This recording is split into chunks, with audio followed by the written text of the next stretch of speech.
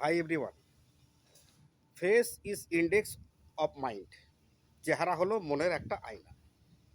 এই কথাটা আমরা পড়েছি অনেক জায়গাতে। School, college, university pass out হওয়ার পরে যখন আপনি বাস্তব জীবনে পা রাখবেন, তখন সবথেকে বেশি যেটা পড়তে হবে আপনাকে সেটা হচ্ছে মানুষের চেহারা। প্রত্যেকটা মানুষের চেহারা হচ্ছে একটা ইউনিভার্সিটি। সেখানে অনেক কিছু লেখা থাকে। পড়ার চোখ দরকার, ভাবনা শক্তি দরকার, চিন্তা শক্তিতে ধার দরকার। তাই প্রত্যেক মানুষের চেহারাকে পড়ার জন্যে আপনার মধ্যে স্পেশাল একটা প্রখর হওয়া দরকার আছে। মাথা রাখবেন,